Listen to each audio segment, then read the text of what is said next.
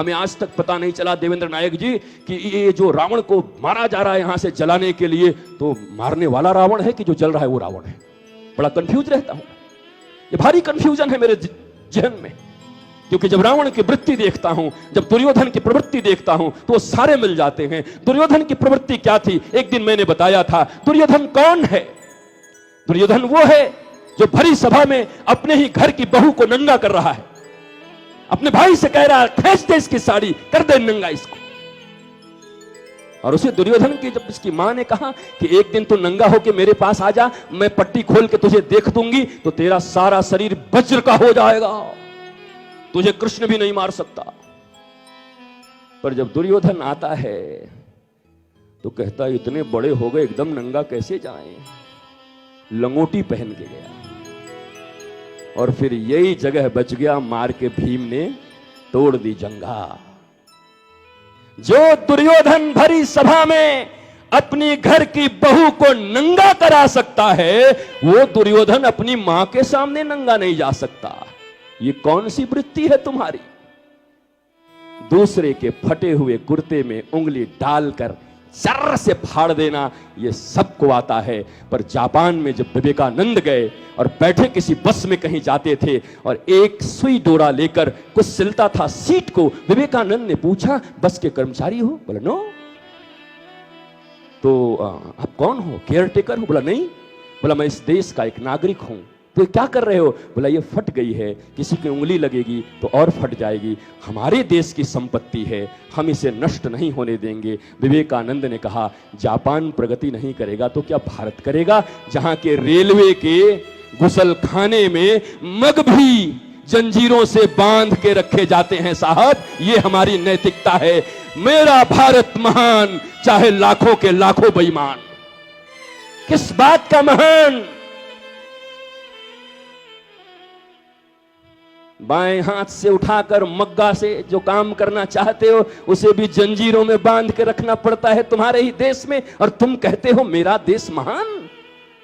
ये चरित्र, ये नैतिकता, ये ऊंचा स्थान, ये भारतवर्ष, ऐसे भारत की परिकल्पना थी तुम्हारी। लेकिन थोथली भाषा बोलते रहो जितना बोल सकते हो। विश्व गुरु बनेगा, ये बनेगा, कहां से बनेगा? विश्व गुरु बनने के पहले तुम्हें बनना पड़ेगा। क्या तुमने अपने आप को ढाल लिया राम और कृष्ण के भावों में? क्या तुम विवेकानंद के रास्ते पर चलने के लिए तैयार हो गए? Know the truth and practise the truth. सत्य जानना काफी नहीं है, सत्य को मानना काफी है। मानते हैं, विवेकानंद कहते हैं जानना कौन सी बड़ी बात है? चोरी करना पाप है, झूठ बोलना पाप है, पर स्त्री को देखना पाप है, दूसरे की संपत्ति को लेना पाप है, लोभ देना पाप है, लोभ से संपत्ति कमाना पाप है। अरे सबरे पाप तो हम रोज ही कर रहे हैं। ये जितने भी पाप है हम रोज कर रहे हैं, पर हम रटे भी जा रहे हैं कि ये पाप है, ये पाप है, ये पाप है। हमारे गुरुजी कहते थे मौखिक ज्ञान नहीं व्यवहार, ऐसी शिक्षा को धिक्कार। जहां मौखिक ज्ञान तो है पर व्यवहार में नहीं है, बोला ऐसी शिक्षा धिक्कार के योग्य है। मुझे पता है ये कड़वी बातें आपको बहुत देर तक पसंद नहीं आएगी और मैं बोलना भी नहीं चाहता। मेरे वचन कोई कड़वे नहीं हैं और न कड़वे बोलने के लिए मैं यहां पर आया हूं, पर मुझे ऐसा लगता है कि जिस कृष्ण रहस्य की कथा मैं आपसे कहने वाला हूं, कृष्ण के बारे में कहने वाला हूं, इस भारतवर्ष का शायद ही ऐसा कोई व्यक्ति होगा जो कृष्ण के जन्म के संबंध में नहीं जानता। शायद ही ऐसा कोई होगा जो कृष्ण की कथा नहीं जानता। वो कथा कह के मैं तुम्हें क्या सुनाऊं? कृष्ण के आचरण अगर हमारे जीवन में ना आए तो बाकी कथा सुन के क्या करोगे? अरे एक साधारण पूतना की कथा सुना दूं तुम्हें। पूतना आई है कृष्ण के पास और स्तनों में जहर लगा के आई है, और पूतना को शास्त्र ने कहा है कपट, अविद्या। कपट क्या है? दूध पिलाने आई है, लगा के क्या आई है बताइए? जहर। क्या पूतना मर गई? आप कह सकते हो कि भारतवर्ष में अब पूतनाएं नहीं है? ये क्यों महिलाओं के लिए नहीं है? पुरुष पूतना होगे तुम।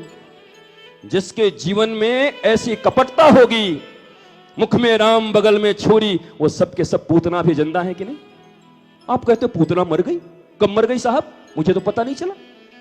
नहीं गुरुजी, वो 5वें दिन के कथा में मर जाती है, मैंने व्यास जी से सुना था। अच्छा, वो वाली भागवत वाली पूतना मर गई, पर तेरी पूतना तो भी जिंदा है। भागवत वाली पूतना से तुम्हारा क्या लेने देना है? क्या करोगे भागवत की पूतना को मारकर?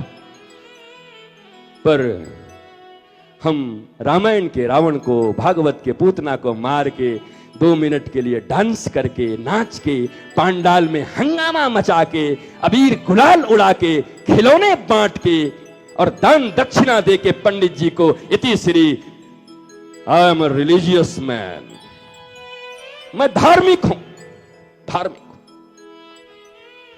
ग्रेट, आपके जैसे धार्मिक रहेंगे तो देश का नुकसान तो मुझे पता नहीं, पर तुम्हारे बच्चों की और तुम्हारी जो दुर्गति हो रही है उसे कोई नहीं रोक सकता।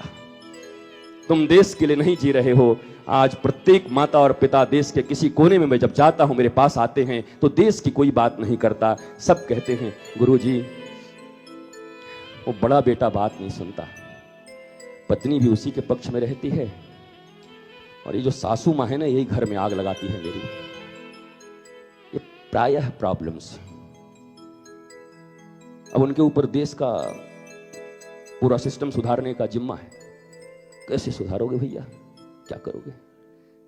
आप तो खुद ही परेशान हो कि बेटा ठीक हो जाए, परेशान हो कि पत्नी बात नहीं सुनती। इसलिए व्यक्ति को पहले सहज स्वेच्छ भाव से जीना सीखना चाहिए। और आज की अंतिम बात कहता हूं, मैं ज्यादा बोलने नहीं आया, 2 घंटे का टाइम था मेरे पास, पर मैंने सोचा है सिर्फ 1 घंटे बोलूंगा। क्या करूंगा इतना बोलकर, क्या लाभ है? नाराज हो जाओगे, गुस्सा आ जाएगा तुम्हें, और मेरी फितरत ऐसी है कि इसे बोले बिना मैं रह नहीं सकता। भागवत करने के लिए बुलाओगे तो फिर उसी ढंग से करेंगे। फिर पहले दिन ये, दूसरे दिन वो, तीसरे दिन, चौथे दिन हम भी अपना मस्ती करेंगे, थोड़ा नंद को आनंद भयो। पर अभी तो मुश्किल है ये, इसीलिए हमने बड़ी चालाकी से कहा कि श्री कृष्ण भक्ति पर रहस्य के बारे में कह दो। अब रहस्य क्या है समझो, कृष्ण भक्ति का यही रहस्य है। तुम जो करते वो ढोंग है, पाखंड है, ढकोसला है। मैं कह रहा हूं, काट के दिखाओ। शास्त्री हो तो बताओ, तर्क कर सकते हो तो तर्क करो। मैं खुद तर्क शास्त्री हूं। बताओ कि तुम ढोंगी नहीं हो, तुम पाखंडी नहीं हो। पाखंड किसको कहते, ढोंग किसको कहते? किताबों में तो अच्छे हैं, अगरबत्तियों में तो अच्छे हैं, पर चरित्र में एक चीज नहीं है, वही तो पाखंडी होता है ना। अरे बाबा जी बने हुए हैं, देखिए इनको, इनको हमने देखा जाकर के होटल में डोसा खा रहे थे, और हमको यह भी पता नहीं चलता कि डोसा खाना कहां मना है। अरे यार, इतनी बर्जनाएं मत लगाओ बाबा जी लोगों पर कि रोज स्कैंडल बाहर निकल के आ जाए। तुम ही लोग इतनी वर्जनाएं दे देते हो। डोसा खाना मना है, नहीं खा सकते। क्यों? क्योंकि आप बाबा जी हैं। ठीक है, मैं खाना बंद कर दूंगा, तू भी अपने बेटे को बाबा जी बना दे मुझे। मैं कैसे दे दूं? अच्छा, तो मेरे ऊपर वर्जना और तुम्हारा बेटा रसमलाई खाए, हमने अपराध कर दिया। हम राम और कृष्ण को मानने लगे, पढ़ने लगे, तो हमसे अपराध हो गया। हम आइसक्रीम नहीं खा सकते, हम डोसा नहीं खा सकते। हमारा मन हुआ कि हम तुम्हें चाहते हैं ऐसे, मरने वाला कोई जिंदगी चाहता हो। ये फिल्मी गाना गाते हैं क्या?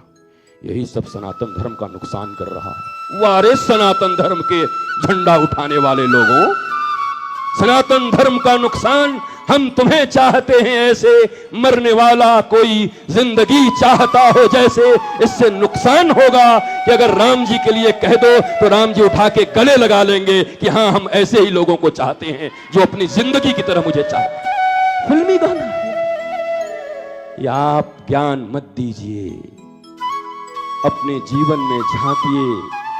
जो तकलीफें हैं संतों के पास जाकर उसे दूर कराइए।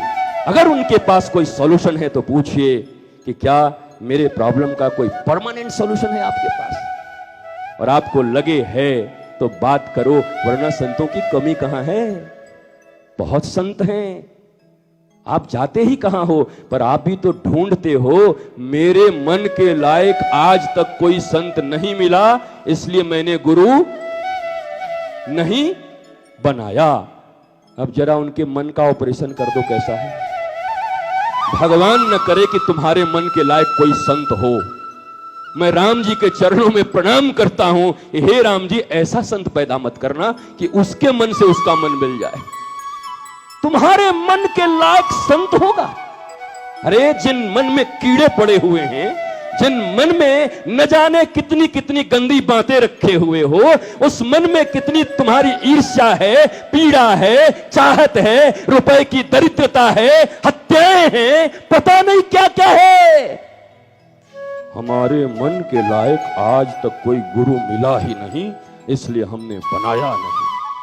ठाकुर जी की बड़ी कृपा मैं समझता हूं। ठाकुर जी, लगता है संतों के ऊपर आपकी कृपा है, इसके लायक अभी तक आपने नहीं बनाया, संत बच जाएंगे लग रहा है, इसके लायक मत बनाना। अरे तुम संत के पास, गुरु के पास इसलिए जाओ कि तुम्हारा मन तुम्हारे कंट्रोल में नहीं है। इसी मन ने तुम्हें पीड़ा दी है, इसी मन ने तुम्हें दुख दिया है, इसी मन ने तुम्हें नीचे गिराया है, इसी मन के कारण तुम भटक रहे हो। कोई ऐसा संत खोजो जो बिल्कुल तुम्हारे मन के लायक न हो, तुम्हारे मन के विरुद्ध हो और राम और कृष्ण के मन के अनुकूल हो। तुम अपने मन के अनुकूल मत खोजो, राम और कृष्ण के मन के अनुकूल संत खोजो। ये क्या करते हो, ये क्या कहते हो, मेरे लायक नहीं मिला।